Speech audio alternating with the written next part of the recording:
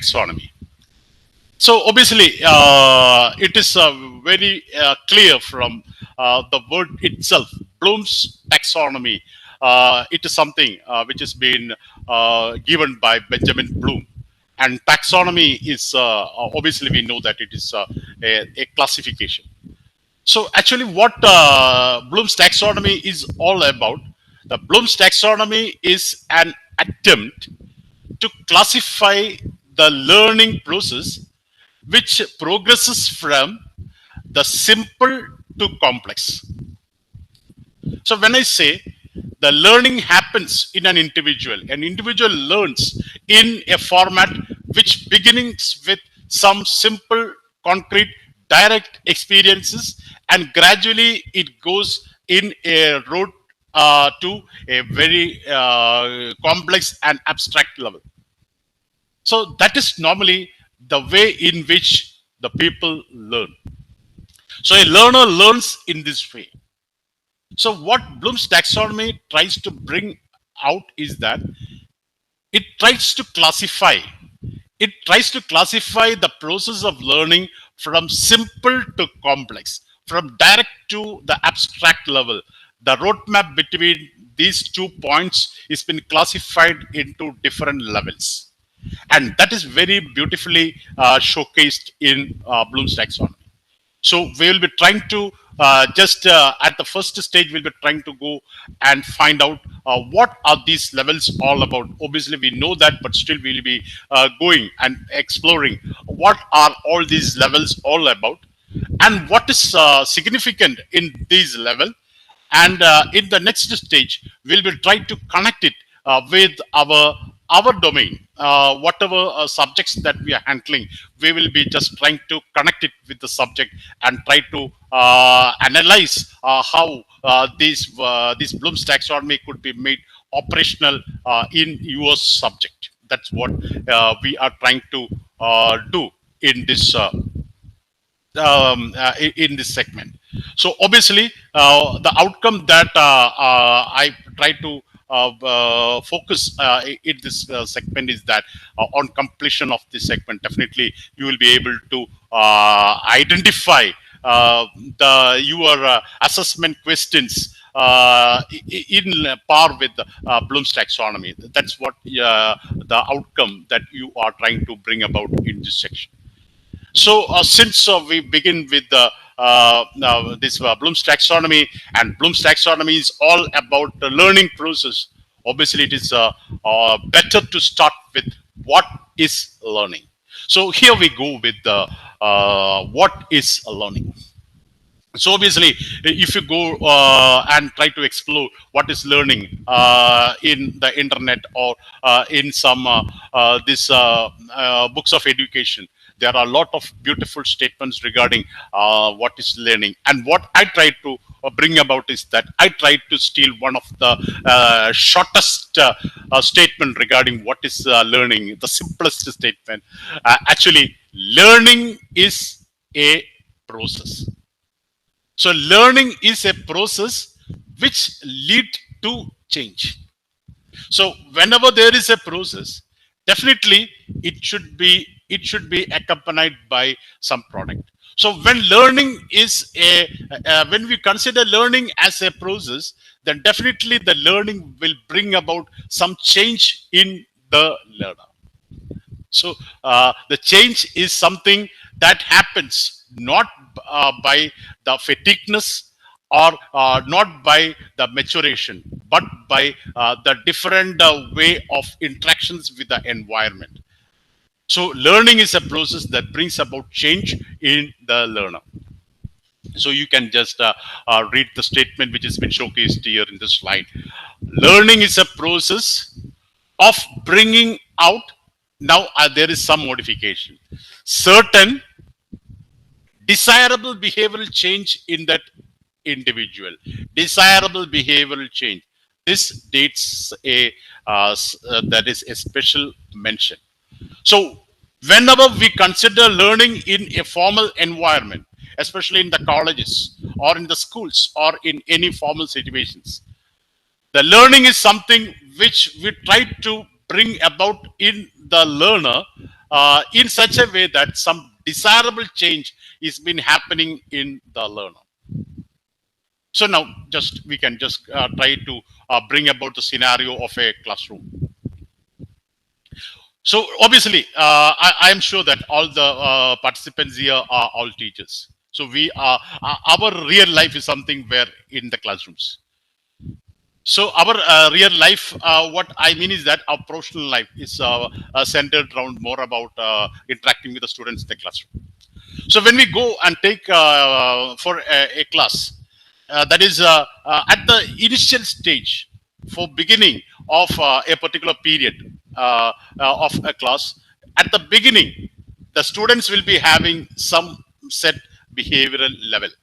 We can call it as the initial behavioral level at the start of the class. And you will be interacting with the students for about 50 or 1 hour. And after the end of the class, definitely the students' behavior will not be there at the initial level. That is, after completion of the class, still if the student's behavior is at the initial level, then definitely you have wasted that 50 or 1 hour time. So definitely there will be change in the behavioral level from the initial level to the terminal level. And what will be the difference between the terminal level and the initial level? That is the change that you try to bring about in the student. That is the change you try to bring about in the student. And in an outcome based educational scenario, that change is been prefixed first. What should be the terminal behavior should be prefixed first, and we are trying to streamline the behavior to reach the terminal behavior. That is all about outcome based education in its simplest form, the most simplest form. I've just narrated it from this small statement.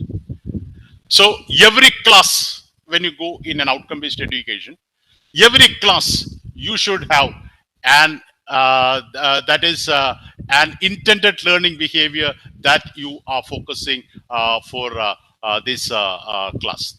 That could be considered as a micro outcome of that class, intended learning outcome.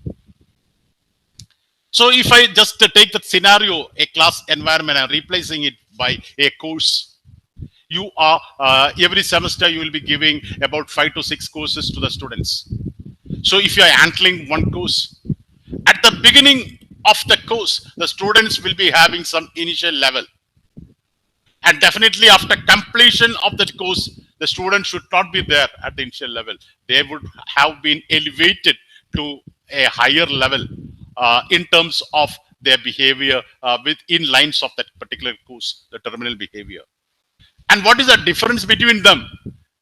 That is nothing but the course outcome. Is it clear?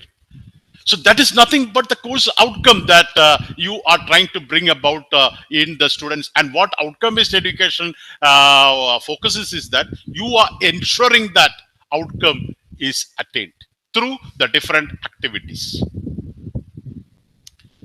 And if I'm replacing that course with a program, that is the students after the +2 level come to a degree program, definitely they will be having an initial level of behavior that they have acquired from the previous academicals, from the previous educational system. And at the end of the program, what should be there? How they should have transformed. That is nothing but the program outcomes. That is what we are trying to discuss it, all these ways, what are the technical things that is related, how to estimate it, how to go with the assessment, how to frame these outcomes. All these things are will be discussed in this segment.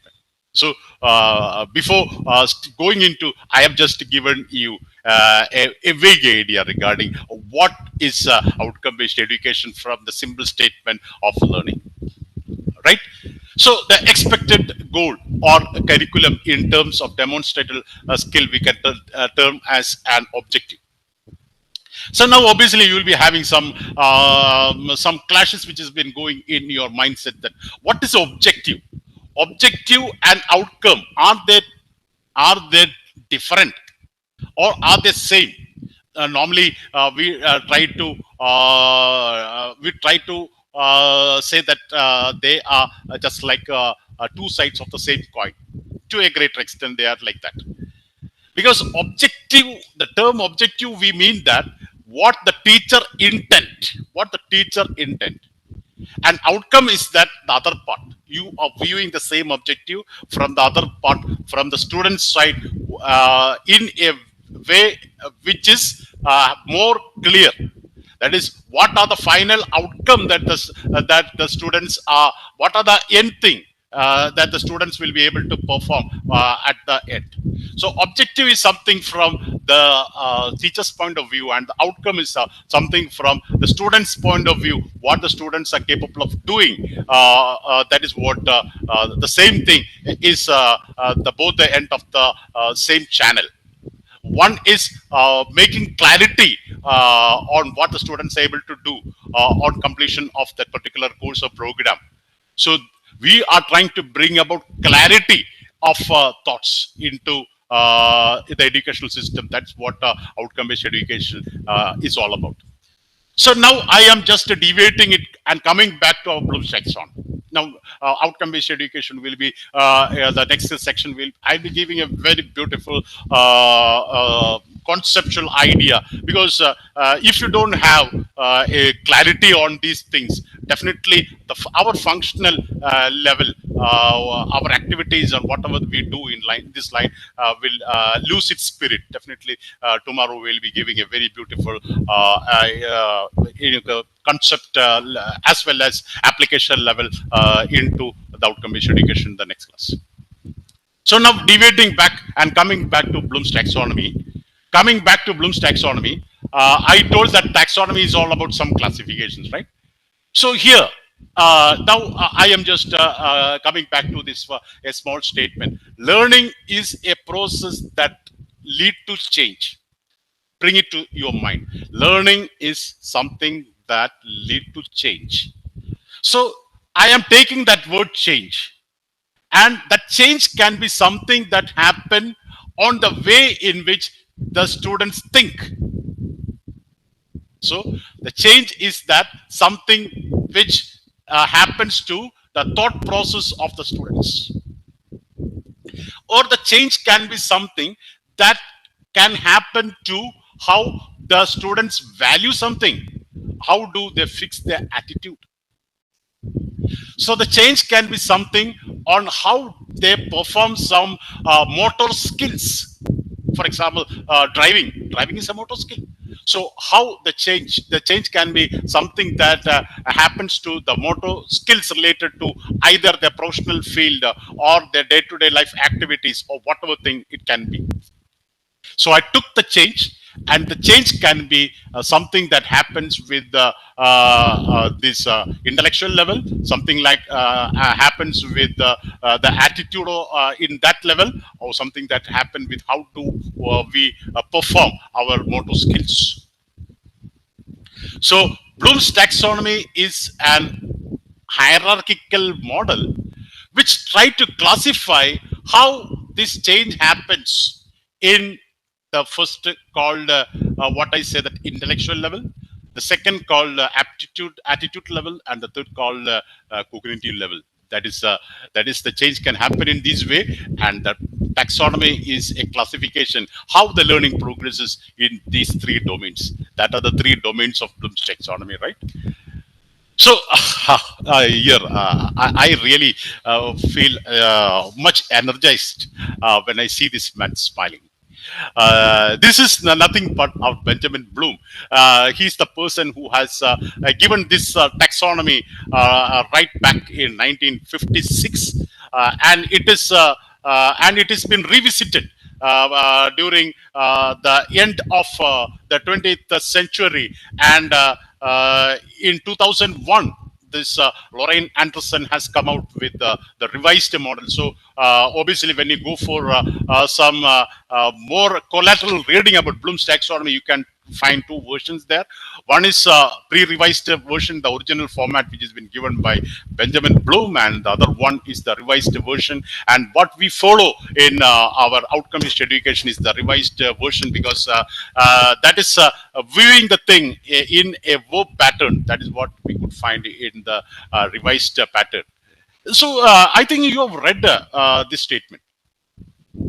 What any person in this world can learn, what any person in this world can learn. You can continue reading. Almost all person, those who have not challenged in any way, seriously challenged, almost all persons can learn if provided with appropriate prior and current condition of learning. This is something which needs to be bold. Prior and current condition. There is a link between prior and current condition. So if you are giving, if you want to go and be justful in the current condition of learning, you have to ascertain the prior condition of learning is strong. And how can you ascertain it? That could be made clear if you have a clarity on Bloom's taxonomy. So Bloom's taxonomy will give you a clarity on how the learning takes place in a hierarchical manner from simple to complex. And if you are going with any particular level, you have to ascertain that whether the prior learning is set. Otherwise, if there is, the foundation is weak, definitely you won't expect what you are intending from the students, definitely. So Bloom's taxonomy will give a very good light into this. So is it not very inspiring? Definitely, this statement just could be reframed in a different way. What way? That anybody can learn. Anybody can learn. You cannot segregate that he is a backward student if you are giving him the proper condition of learning according to his level, as well as according to the level of learning. Definitely, the miracles can happen. So, okay, you can just go on reading this. Bloom's taxonomy is a set of three. What is the three all about? That is what I have. Told in the previous slide. The three hierarchical models intellect. That is here I have showcased it. That is the three hierarchical models used to classify educational learning objective into the level of complexity and specificity. I told that learning happens from simple to complex level, even if it is an intellectual level, or if it is in an attitude level, or it is in a psychomotor level. It happens in a hierarchical model, and this level could be classified. So the Bloom's taxonomy is all about this classification of these levels, and that is important. That then only you will be able to fix what is the prior and what is the current condition. You can make a link between them. Otherwise, the learning will not be that much successful. So the three models are something related to your thought process, intellectual ability, and skills. We can call it as cognitive domain. So cognitive domain is that which is being related to the intellectual abilities and skills which are nourished by knowledge. So the thought process, the intellectual abilities and skill are nourished by the knowledge process. So that is the cognitive domain.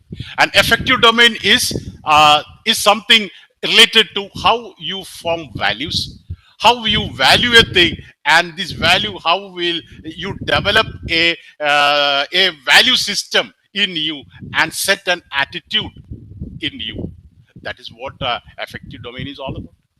And psychomotor domain is how you are going with some some activities, some real-time activities which need some motor skills, like that. Psychomotor. So Bloom's taxonomy is a classification of these things in a hierarchical manner. And here in this presentation, we'll be going with the cognitive domain, because that will be the pivotal component in the teaching learning environment in a formal educational scenario. And we will be formulating the curriculum with this cognitive domain, and both the affective and psychomotor domain could be integrated into the teaching learning environment as a hidden curriculum. So here we go with our cognitive domain. right? I'm sure that this will be all these images when we go for some offline sections or mentoring sections around the college. I could see this Bloom's taxonomy, the posters of Bloom's taxonomy showcased in every corridors and every places very well, especially in connection with NAC visit and all. I could see that. So anyhow, this is very familiar to you that this iconical type figure. So what is all about in both the side? I have just shown a roadmap from simple to complex, learning from simple to complex, or going from concrete to abstract. That is how the learning normally progresses. In what level? In the cognitive domain. We have categorized it in cognitive domain. You know what is cognitive domain. So learning happens. The behavioral pattern changes in the cognitive domain from simple to complex one, and that roadmap is been classified into different levels as it moves from simple to complex. So I would rather like to say that when you move from simple to complex, the simple level will not bring that much of cognitive challenge to the learner. When you are going upper and upper at the higher level, from the lower level to the higher level, it brings about some more and more cognitive challenge to the learner, so that the learner become more and more productive in that particular domain and discipline, and he'll be able to contribute. That's the beauty of that. So our task in a teaching learning environment is to bring the learner from the lower level to the higher level, so that you could give a better cognitive challenge to the learner, so that the learner become more and more strong in that particular area, and he'll be able to contribute. So what all these levels all about, we will just try to showcase on what this is. So learning happens from simple to complex level in such a way that the first at the lowest level of learning, we can consider it as remembering level. The next level is understanding level. The next level is applying. The next level is analyzing. The next level is evaluating. And the highest, the topmost level is creating. So obviously, we need to have some demystification at this level. So what is remembering? Remembering, I remember means I remember. When will I say that? Yeah, I remember. That means I have stored something in the memory, and I am recalling it from the memory. So remembering is nothing but a memory level of learning. That is the first level of learning. Obviously, we know that every individual is connected with the external world with the five senses, right? If we are all the five senses are locked out, then we are totally isolated. We are totally void from the physical world. So we are connected with the physical world with the five senses. So you are hearing me. You are hearing me. What is happening? I am trying to bring about some ideas in the form of sound, which has been created, some vibrations, and that vibrations goes to your eardrum, brings about some vibrations in the eardrum, passes through the Malasinga steps, through the auditory nerve, comes to the central nervous system, and it get recorded there. So likewise, all the five senses will be bringing the images from the external world, and it will be recorded in the brain as memory. So when the memory level learning happens, you will be able to recall it. Recall happens even without knowing the meaning. You will be able to recalling it, isn't it? Suppose if you ask some GK questions to the students, that is who is the author of such and such book, who is the author of Macbeth, he may say that okay, it's written by William Shakespeare. So even without knowing the theme of the Macbeth, or even without reading, he'll be able to just memorize it and say it is remembering the first level. What is the next level? It is understanding. So what is something happen at an understand level? It is an intellectual, it is an intellectual apprehension into what is stored in that memory, which brings about meaning.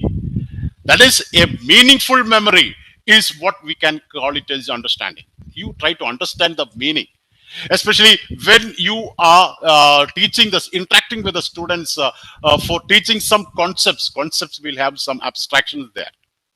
So when the students first by heart it, they may not able to understand it completely. And when they try to think about it, concentrate on it, when he stimulate its thinking process, definitely he try to understand the meaning. So conceptual learning happens at an understanding level. So obviously, what we know that what we could understand is that most of our learning, especially even in the higher education scenario, happens at this level. They try to that is get something into the memory and try to understand it. Some conceptual level happens. They give the exams and get marks. So what is the next level? Whatever thing which they have understood, which they are in their which they understood, they are trying to transfer that knowledge into some unfamiliar situation. They apply the knowledge to solve their day-to-day life problem, or they try to solve something related to their career or whatever it may be, transferring whatever they have understood. So that transferring of knowledge means that concepts that you have acquired in some practical environment or in some situation is what we call as applying. So learning becomes meaningful only when you are transferring the learned thing, the whatever thing that you have understood with respect to certain domains into a real-time scenario where you are able to solve your problems. That is applying. And what is next one? Analyzing. Obviously, I would like to say that analyzing is a higher order application where you are dealing with a complex environment. You are dealing with a real-time system. So a complex environment and a real-time system will be very difficult to handle it as a whole. So what we do? We try to fragment it into different components and apply what we know, our knowledge into the different components and try to find out some analysis. We try to find out some associations between these fragments. That is analyzing. That is analyzing. Suppose if you are if you want to have a medical study regarding some health issues, normally what we can do, we can that is fragment this human body into the skeleton system, the nervous system, the this muscular system, and you can just specialize it in these fragments, and you can just apply your learning in this, and you can just synthesize it and find out the real meaning. So if you're going with a PhD, you take one objective and correspond to that objective, you make a multi-tier analysis.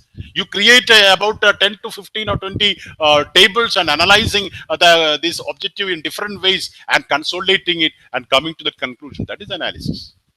So analysis is something, a higher order application, that is you are just working with a complex environment where for the convenience you are splitting it and then try to apply your knowledge, apply your learning and try to find out the associations. And what is the next one? Evaluating. So in evaluating, you are coming to the position of a judge. That is, you are raised to an elevation of a judge where evaluation comes only after authentic analysis. After authentic analysis, okay, you will be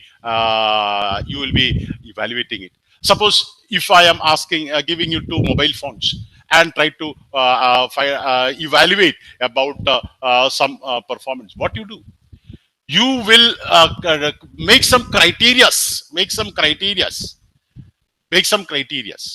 isn't it? What is the battery life? or what is the sound quality.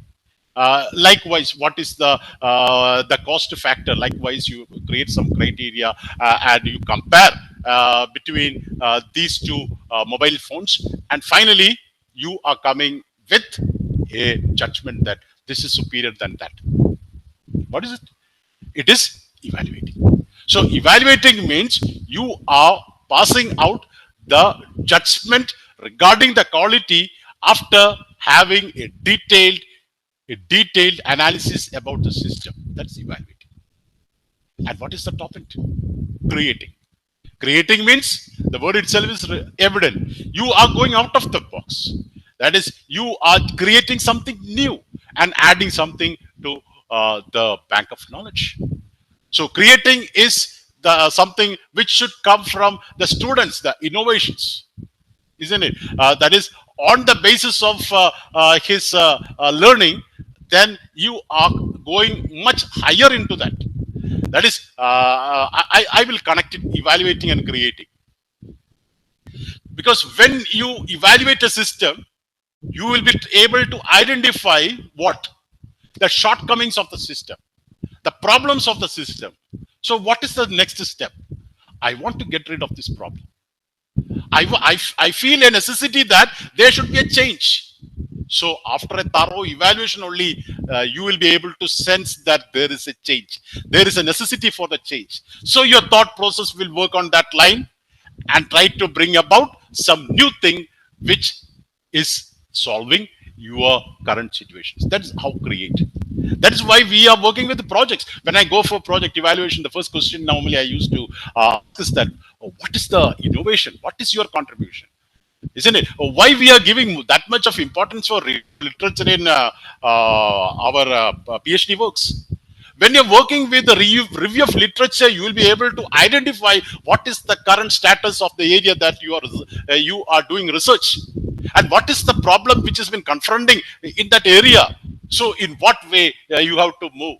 The review of literature will trigger the light for you to your thoughts. Normally, what we could see that in thesis valuation and all, some copy paste will be there, and less importance will be given to review of literature. Actually, that's not the right way. Review means you are evaluating your area and finding out the real issue related to that. Then only the real create will happen. Okay, so this is what Bloom's taxonomy is focusing. You can just read it, recall, explaining ideas, explaining. You will be able to explain only when you understood the thing. Using informations, that is transferring that informations, breaking all these things. I've explained it in very detail. I am not going and back and saying. Now, this is the Bloom's taxonomy, all about cognitive domain. So now I am just going to connect it with some learning stuff, so that you will be able to formulate questions in level with respect to these levels. Okay, that is something. So now I am just going to connect it with some area, some familiar area, so that you will be able to get more clarity on how we will be able to customize our learning in this area and customize our assessments in this area. That is something very important. So we will be going from slide by slide. So this is something you can say that learning is a process engineered in such a way that one level is a prerequisite for the other, and learning takes place in a continuum. Very beautiful statement, isn't it? Whatever that comes and gets stored in the memory will be put to intellectual process where understanding happens. And when understanding happens, you will be going with applying it. So when you go with application, you will be going with some complex level applications and finding out relationship. And after analyzing, you will be able to evaluate it. And because suppose if you are put for this judging a dance form, so what is really happened? You have to do a thorough analysis, whether the steps are going in the right way, whether everything is going in the proper way, whether there is a sync between the dance steps as well as the background musics, whether it's the classical form, whether the dance steps are in accordance with the classical styles, like that. You are analyzing step by step, right? And then only you will be evaluating it. Okay, then going to create. So now I have trisected this slide into three, right? Here in the first segment, I've tried to showcase what is something which has been happening in the mind of the learner. That is some demonstrated skill. What he demonstrate. Learning is something abstract, and what the students demonstrate when they are in that particular level. And here you could see some verbs. So these verbs will be helpful for you to formulate questions in remembering level.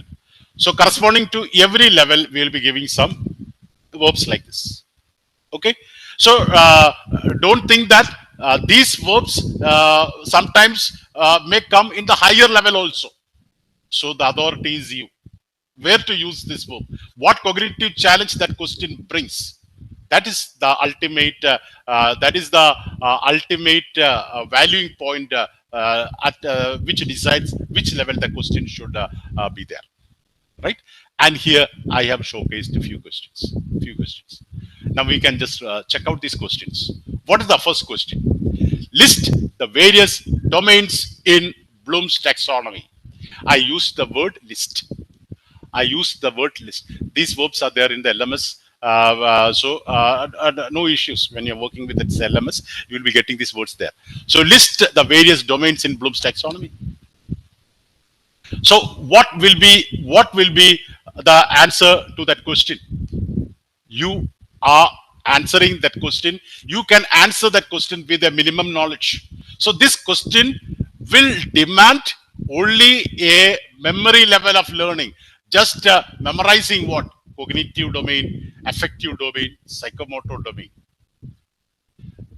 Cognitive domain, affective domain, psychomotor domain. Just by that question, if you are able to remember that particular technical term, you will be able to answer this question.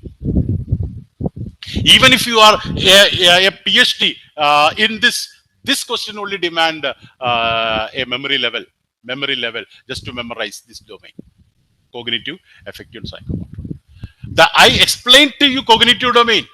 You know what is cognitive domain, but I didn't explain to you affective domain. I didn't explain to you psychomotor domain, but still you can score mark for this, because I first told that affective domain is something related to attitude. I didn't say that the affective domain is something the learning happens in the 5 stages, where the basic level you receive something, and after receiving you try to respond with what you receive, then you value something, then you organize and internalize it, and then you characterize it and make it as a part of your value system. I didn't give you that stages, because we will be focusing more on cognitive stage. That is why I didn't go with that. So I didn't give detail about that. That is the affective domain is receiving, responding, valuing, organizing, characterizing. I didn't say anything like that. Or psychomotor domain, that is how we develop the motor skill. Like it should begin with imitation, and then you will go with some manipulations. Then you bring about the precisions regarding the thing, and then you articulate it and naturalizing it. So I didn't go with that, but still you can answer that. So that question will only demand what? Memory level. Likewise, if I the second question, define multiculturalism. I often see the teachers, when they're going for the valuation, if they are asked to define, if the students make some alterations in that definition, they will reduce the mark. This is not the definition that Newton has given. He has misspelled one of the word, or he didn't put a punctuation mark. Really, that makes a big differences in that definitions. I have seen the teachers valuing it in that way. So you are just taxing the students and restricting them to memorize the words of that person as such and reproduce it. So that is to a greater extent you are focusing the students. You are making the students to cram these word sequences, and then memorizing it and penalizing them if they have made some changes, alterations in that statement. Okay. So what is that? Memorizing. You are trying to memorizing it. Or name that union territories. Name that union territories. Okay, they will go that we have got this 8 union territories, and recently Ladakh has been changed. But I only asked a name. So they will be going with saying that okay, Chandigarh, Lakshadweep, or Andaman Nicobars, like that. They will try to name it just as a like a what do you say that GK. So even without knowing what is the difference between a union territory and the state, what is the state of welfare in a union territory, likewise, they will be able to answer this question because it is only a memory level. They are just memorizing it and giving that answer. So that is remembering level. They have to remember these names as such. They have to remember the definition as such. They have to remember the terminologies as such. Even without knowing what is being implied in that, you will be able to answer. That's remembering. So going to the next level is understanding. Going to the next level is understanding. What is there in that understanding? There you tried to explore the meaning of what you have stored in the memory. So that is understanding information, grasp meaning. So when they try to grasp meaning, what happens? They translate their knowledge into new content. They try to write the things in their own way, express the things in their own way. Why expressing it in their own way? Because they understood what is meant by that. The conceptual learning happened. They learned. That is what happened in the understanding level. So learning goes little more higher. So these are some of the verbs that can be helpful for you for framing the questions. And I again repeat that these verbs could be used at the higher level or lower level. And it is you are the authority, what type of learning you are expecting from the students from that question. So you can just see, I am just taking that same scenario throughout. The first is regarding the topic that we are discussing, Bloom's taxonomy, right? So before I asked the list, now what did I ask? Explain the various levels of learning in cognitive domain. So if you want to explain it in your own words, definitely you should know what is cognitive domain and what is the different levels of learning in the cognitive domain. And so all these things you have to be clear. Then only you will be able to explain it correctly. So when you start explaining, what happens? What happens when you start explaining? I could rather say that when you start explaining, I could rather say that you have understood. You have understood this cognitive domain. So before I asked define means I am caged. That is, I have to remember the statement, the verbal statement which has been given by some other persons as such, and I have to write it. So now what did I ask? Restate multiculturalism in your own words. Suppose if you're writing it in your own words, that means you understood it rightly, right? You understood it. Suppose if I say that multiculturalism is just like a fruit salad. Yeah, it's a very good time to think about fruit salad. Okay, evening time. So what is multiculturalism here?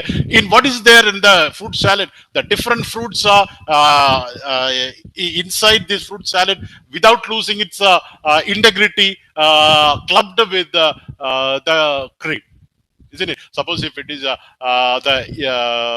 we know that India is a land of diversity, a multiculturalistic land, because we have got different cultures which is been bound by the cream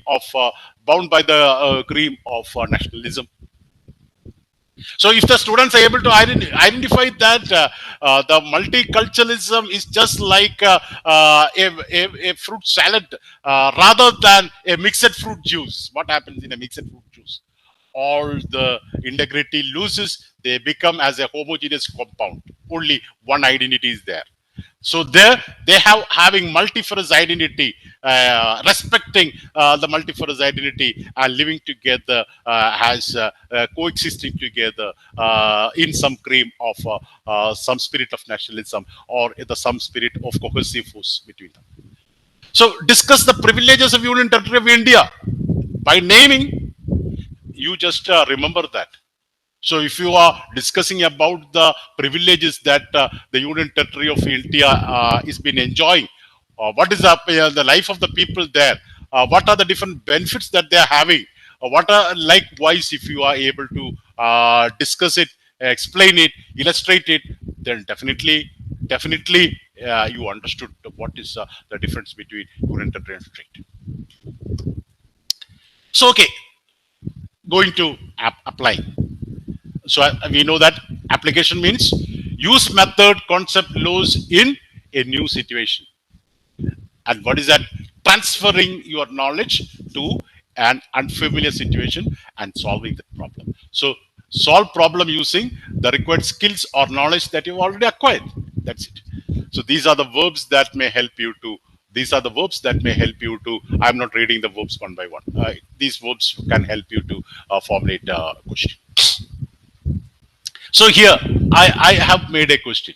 Suppose I am asking frame few questions related to each domain in your subject. So first question is from Bloom's taxonomy. Okay, at the remembering level, I just asked you to list. At the understanding level, I asked you to explain. And here I asked you to, I didn't ask you about Bloom's taxonomy. I asked you to frame few questions uh, frame few questions related to each domain in your subject.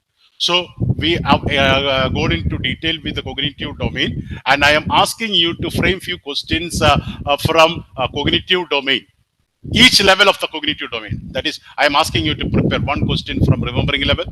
I am asking you to prepare one question from understanding level, one question from application level, like that.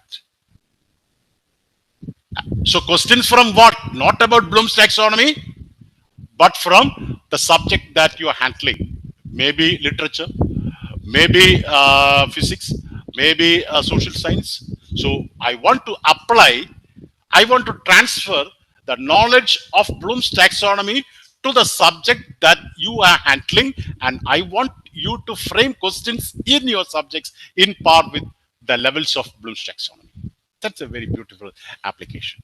Very beautiful application. Transferring that knowledge into your subject and framing questions in the lines of Bloom's taxonomy.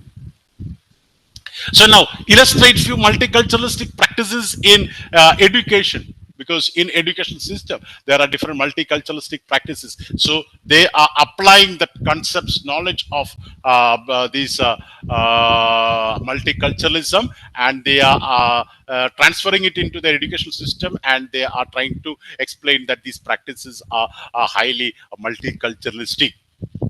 So like in this applying, you are transferring the knowledge. What is analyzing? I told that analyzing is something an higher order application where we are breaking down a system into the component parts, applying the knowledge, finding out some connections between them, finding out the relationship between them. That is what we do in analysis. Suppose you are handling computer programming. You are handling computer programming. You have written a very a big program. Obviously, if you're writing a program about a system, that will be very big. And the thing is that the program is not working as if it is required, as it is required. So you have to bug fix that and fix that error. What is that? For fixing that, you have to go with the analysis. You can segment that program into different different components, and you can just execute it and find how these components are working, whether the syntaxes are all fine, doing well, and then finding out which component is having that issue, fix it. Then you try to work it as a whole. So that is what analyzing. That analysis is something higher to that of this application. And in analysis, what is the scenario that we have? In analysis, we are breaking down a situation into different components, and then we are trying to find out the relationship. So these are the verbs that helps you. These are the verbs that help you for creating questions, preparing questions in and analyzing. So in the application level, I have given you one question, that is regarding Bloom's taxonomy. What did I say? I asked you to prepare few questions. Asked you to prepare few questions in the line of Bloom's taxonomy from your subject. So transferring the knowledge of Bloom's taxonomy to your subject. Now what did I say? Categorize the given question into the various level of cognitive domain. So here I am giving you some questions and you have to identify which level this question suits the best. So what you should do? So what you should do? You have to check whether the question is at remembering level. You have to analyze whether it is at understanding level. You have to analyze whether it is an application level. You have to do the analysis one by one, and then you have to finally go with the final answer. So here, one another use cases of analysis. Suppose if you are having working with a computer system. That is what I have mentioned in my explanation, but unfortunately the connection got disconnected. So in a big program, if the program is having some issues, it is not working. So how will you bug fix it? Suppose if it is a lengthy program, you will be breaking it into different modules or components, and you will be checking how each modules are functioning well, whether there is any syntax errors, and then you will be trying to find out the relationship with. So that is how you bug fix it. So that is analysis. Comparing to mobile phones, which is better? That is analysis. So analysis is a higher order learning. You are able to do analysis when you come to that level. That level, it's a higher order. Then going to evaluating. Evaluating, we know that it is higher than analysis. As I told that both analysis and evaluating are very close together. Only after a thorough analysis you will be able to finally judge. Okay, you are comparing two mobile phones. After evaluating, you will be judging. Okay, this is better on the basis of such and such criteria. That is evaluation. So these are the verbs that help you to. These are the verbs that help you to create evaluation levels. Okay, this ranking. That's a very beautiful scenario that we know. We are familiar with the different types of ranking, like NRF ranking. That is the different colleges throughout the India. They are categorized in different, like universities, medical colleges, engineering colleges, arts and colleges, like different colleges.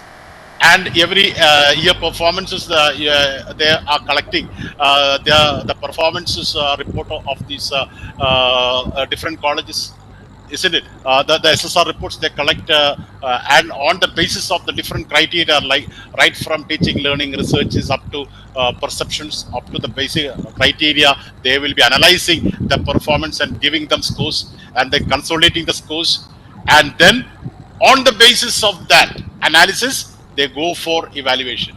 Evaluation means they ranks their scores and say that this is the top college, this is the second one, and likewise they put a list of either 100 or 200 colleges from a collection of big colleges throughout the India. Okay, so we know that we say that, okay, with respect to the engineering college, IIT Madras, number one. With respect to the Arts and Science College, Mirinda College, number one. That is ranked it. Rank means we are judging it, and how judgment happens on the basis of analysis with respect to different criteria. We are judging it. Okay, critically evaluate multiculturalism. Yeah, that is multiculturalism. If you want to answer this question, critically evaluate. Critically evaluate. You should know the multiculturalism in its whole length, breadth, and in all its length and breadth and all its depth. Then only you will be able to pinpoint. Okay, these are the merits and these are the demerits. So instead of asking what is multiculturalism, if the students are able to critically evaluate multiculturalism, that is a higher order learning. But they can be a trap. If you are giving this question, critically evaluate multiculturalism, and you are giving them in notes, will it be an evaluation level? They will be by hearting it and reproducing it. as such. So will it become a evaluating question? So when you go to the higher order level, you should give, you should create an opportunity that let the cognitive process of the students work, not the teachers or the persons who are publishing the guide. So they are killing, actually if you are giving notes for higher order questions, you are killing the thought process of the students. Actually these questions are really evaluating level questions, but you are killing that question and bringing it back to some remembering or even understanding level. So this is what evaluating happens. And the final is creating. Obviously creating is something that should go above. That is some researches. Obviously in arts and science there are more platform for creating. Writing a poem, not copying, creating if their own. An art piece, there are a lot of for creating. For sciences, that is why we are going with the project. So obviously it is if you are just giving some create level questions for a 2 hour or 3 hour examinations, it is not appropriate. So you have to, that is why we have to give some assignments, projects, etc. for giving create level questions. And when we go with create level questions, there should be some contributions, some innovations that they have contributed of their own with respect to that particular area.